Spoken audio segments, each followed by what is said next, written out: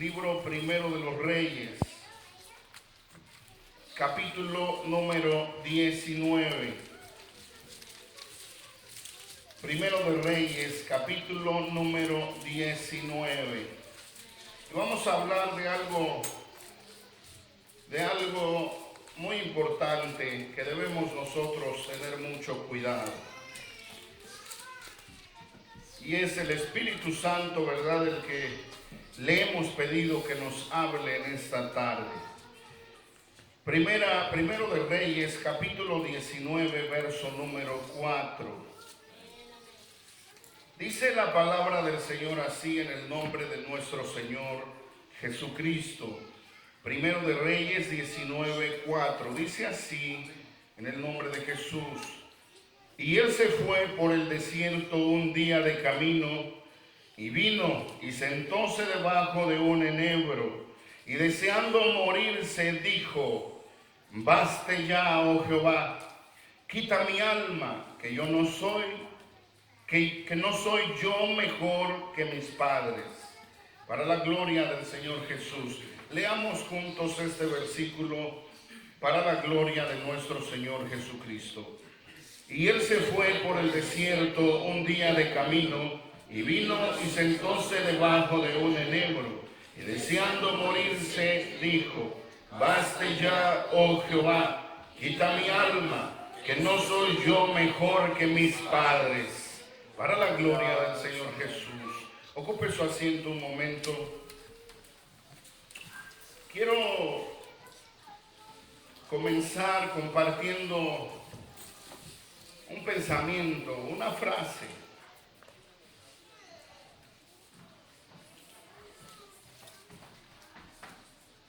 Y le pido, ¿verdad?, que pongamos atención, que abramos nuestro corazón, porque siempre el Señor nos quiere hablar. El pensamiento que le quiero compartir, o la frase que quiero compartir con ustedes, es la siguiente: no estás deprimido, estás distraído. No estás deprimido, estás distraído. Quiero compartir con todos ustedes en esta tarde algo con respecto a lo que se ha, ¿verdad?, identificado en nuestros días como una enfermedad de la mente, que es la depresión. Pero recuerde siempre la frase que le dije al principio: no estás deprimido, estás distraído. Y hermano, vamos a llegar a una conclusión. La palabra de Dios nos va, ¿verdad?, a hacer transitar hasta llegar a una conclusión, hermano, que necesitamos cada uno de nosotros entender. La depresión, hermano, es una de las tormentas que azotan al hombre. Y me refiero al género humano, tanto mujeres como hombres. Es una enfermedad que está caracterizada o catalogada, hermano, como un trastorno mental, que produce muchos tipos de sentimientos. Sentimientos de culpabilidad, sentimientos de inutilidad, sentimientos de desesperanza. Ahora bien, esos sentimientos son comunes en el ser humano. Usted y yo podemos sentir dolor. Usted y yo podemos sentir culpa. Podemos sentirnos inútiles. Usted y yo podemos sentirnos, hermano, perturbados, tristes, desconsolados. Pero, hermano, estos sentimientos, cuando se profundizan en el corazón, en la mente del hombre, hermano, eso es catalogado como una enfermedad mental, que es la depresión. un trastorno mental. Quiere decir entonces, hermano, que usted y yo podemos sentir dolor, podemos sentir desconsuelo, podemos sentir tristeza, podemos sentir desesperanza, pero cuando estos sentimientos dominan y se agudizan, se convierten en depresión. Se convierten, hermano, en una enfermedad que empieza a trastornar la mente. Ahora, hermano, aquí surge una pregunta. ¿Quién está, hermano, dañando la mente? ¿Quién tiene el propósito de dañar nuestra mente? Recuerde lo que le dije, no estás deprimido, estás distraído. ¿Por qué? Porque la palabra de Dios para nosotros los cristianos dice que ahora como hijos de Dios ya no tenemos la mente del mundo. La Escritura, hermano, nos confirma y nos asegura que ahora nuestra mente es la mente de Cristo. Bendito sea el nombre del Señor. Dios. Imagínese usted. Usted es un cristiano, usted es una cristiana, usted es un hijo de Dios, usted es una hija de Dios. Hermano, pasamos culpas, pasamos dificultades, pasamos, hermano, tristezas, pasamos dolores, pero que esas causas, que esos sentimientos no se agudicen, porque entonces nuestra mente se empieza a enfermar. Usted y yo como cristianos ahora somos llamados a tener la mente de Cristo. Y la mente de Cristo es una mente sana, es una mente consciente en quien hemos creído. Bendito sea el nombre de nuestro Señor Jesucristo. Recuerde, no estamos deprimidos, estamos distraídos. Entonces, el concepto, hermano, de depresión empieza a dominar el ánimo. Cuando una persona se dice que está deprimida, hermano, tiene incapacidad para tomar decisiones, tiene incapacidad para concentrarse, se levanta muy temprano, no duerme, pierde el sueño, o lo contrario, duerme demasiado. De ahí que, hermano, la solución a esta situación, los médicos, ¿verdad?, han dispuesto de ciertos medicamentos que pudieran ayudar en esta circunstancia. Pero recuerde que si el mal es mental, si el mal, hermano, tiende a atacar el corazón, no habrá otro remedio.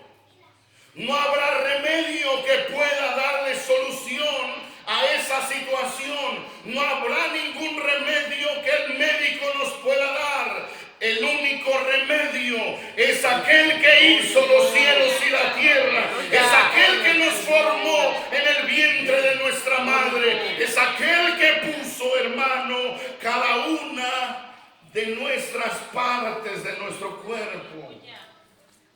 Él tiene el poder. Él tiene el control. Bendito sea el nombre del Señor.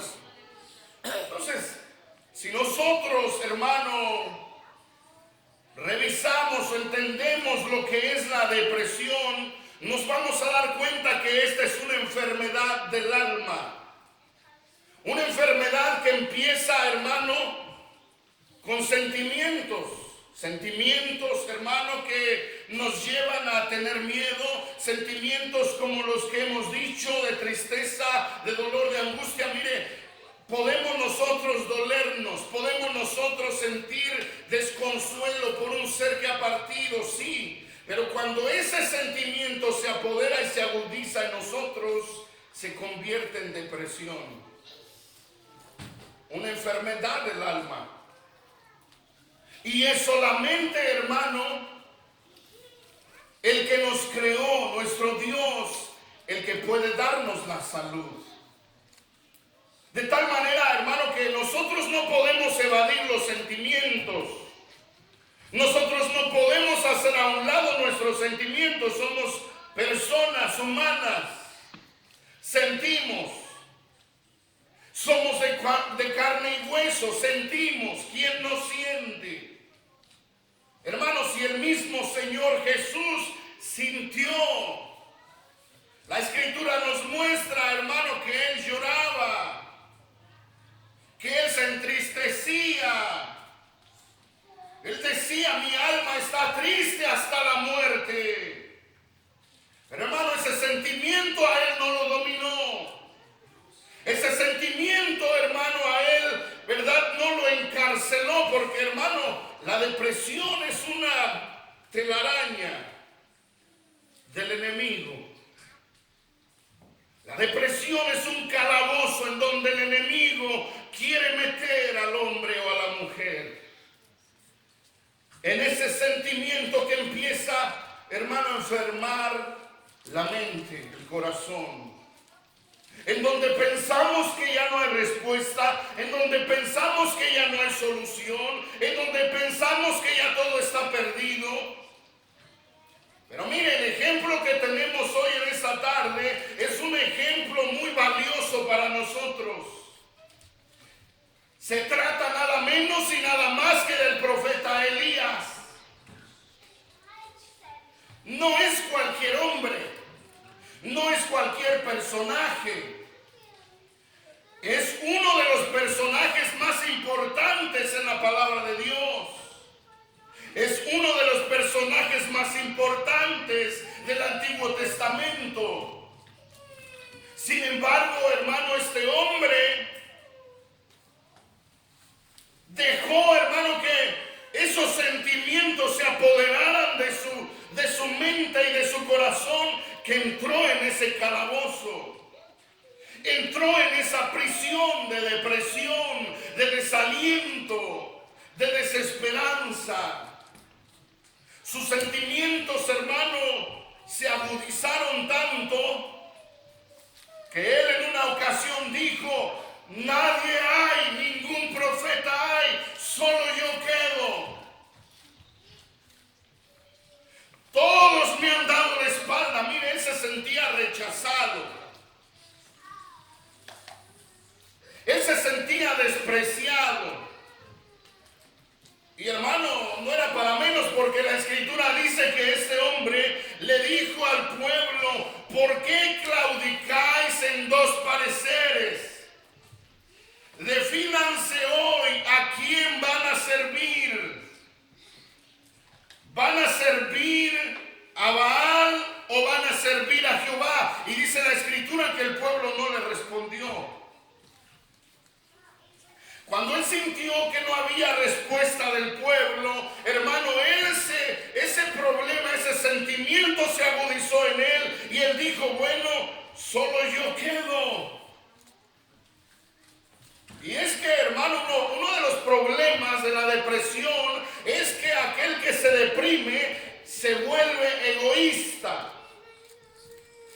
Aquel que se deprime piensa solamente en él, en sí mismo. Y fue lo que le sucedió a Elías.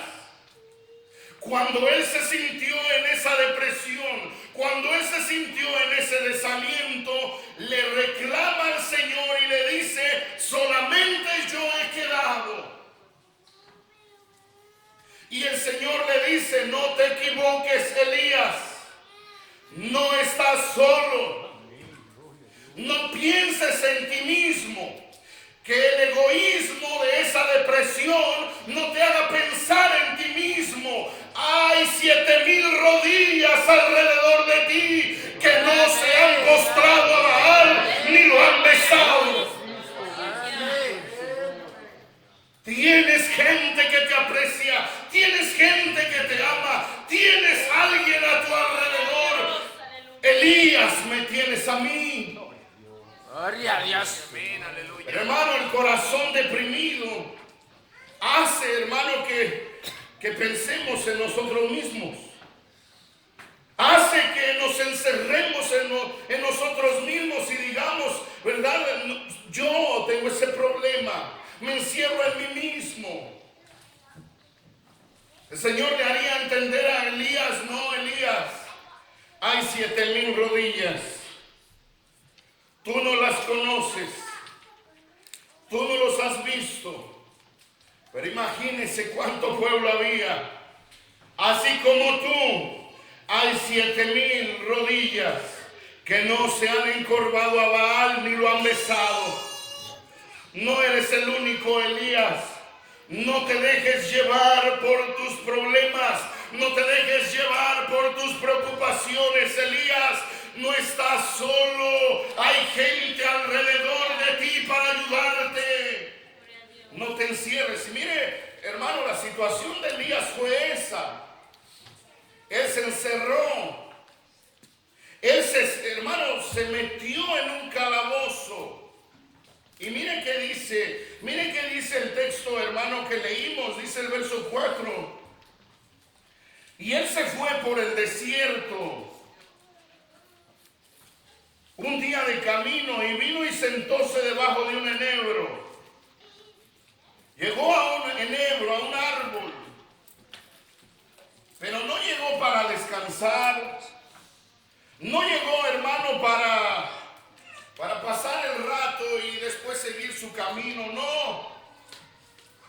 Él estaba encerrado en sí mismo. Él sentía que no tenía ayuda de nadie. Él se sentía desamparado y solo. Y mire, hermano, hasta dónde llega el corazón que ha permitido que esos sentimientos se agudicen. Que le dice al Señor: Señor, basta ya, quítame la vida, me quiero morir. Mire hasta dónde, hermano, el enemigo es capaz de trastornar la mente, hermano. Por eso decimos, ¿verdad? No estás deprimido, estás distraído. Elías estaba distraído. Hermano, cuando la depresión, hermano, llega al corazón de este hombre, él dice: me quiero morir,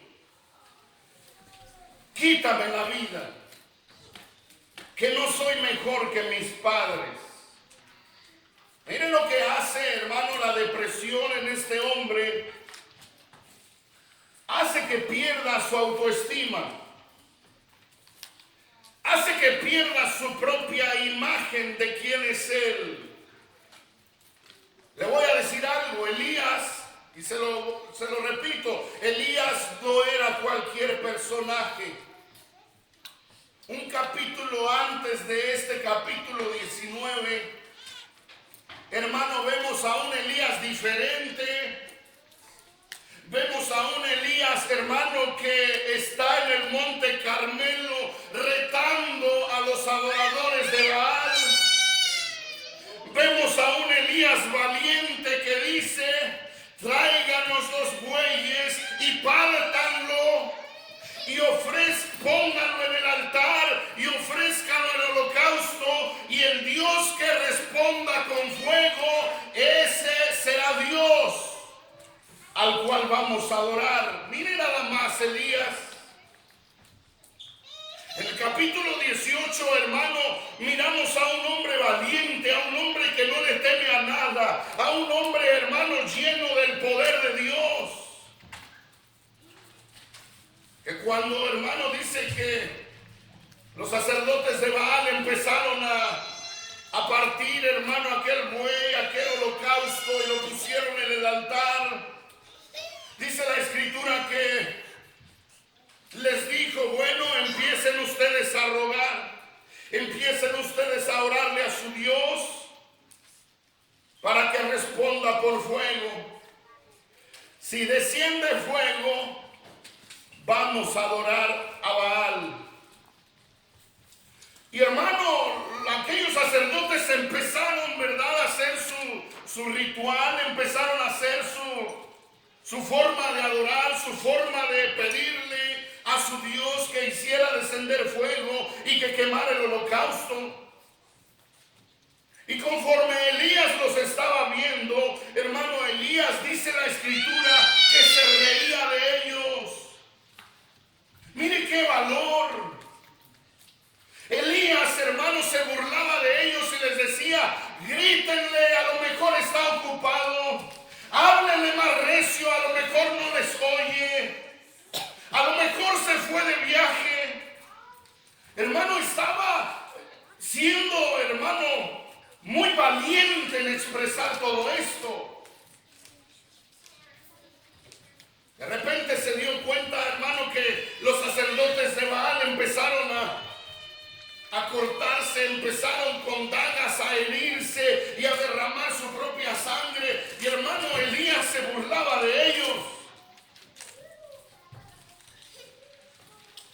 Cuando los sacerdotes de Baal se dan cuenta que su Dios no ha respondido, entonces el valiente Elías les dice a los que le acompañaban: tráiganme 12 piedras, levantemos el altar para el Señor, partan el buey y pónganlo encima. Gloria a Dios.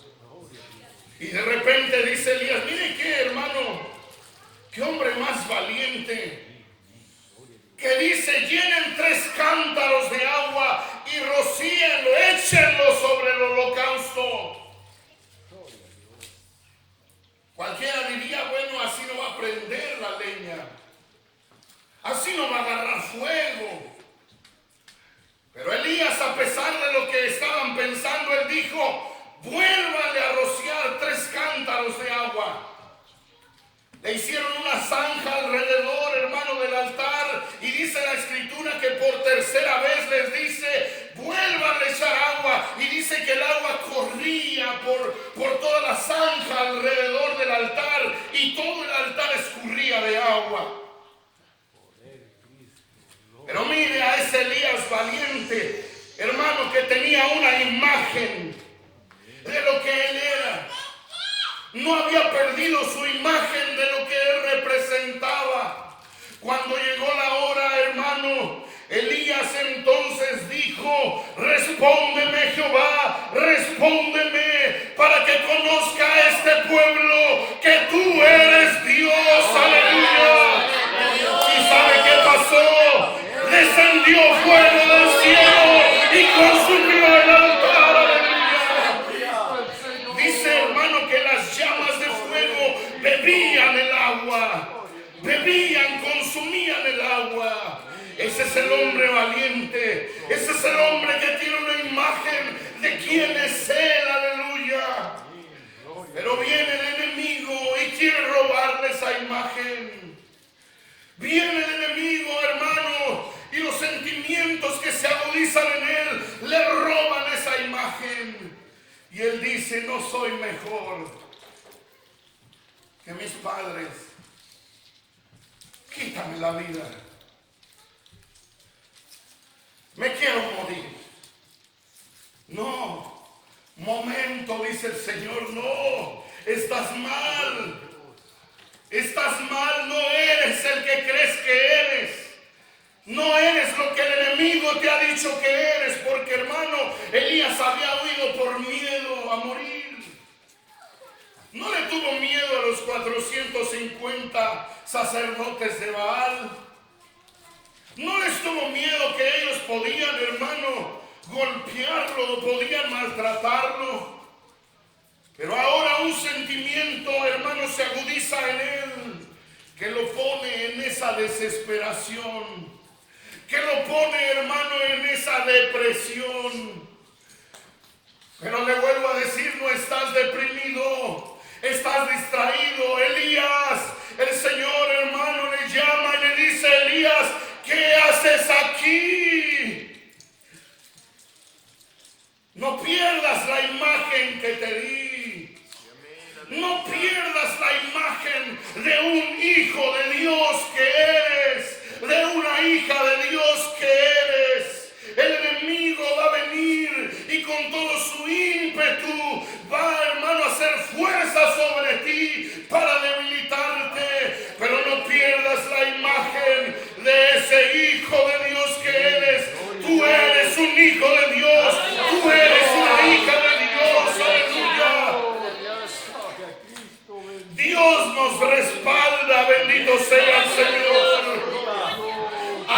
todo lo que quiera el enemigo conmigo, ahí está mi papá.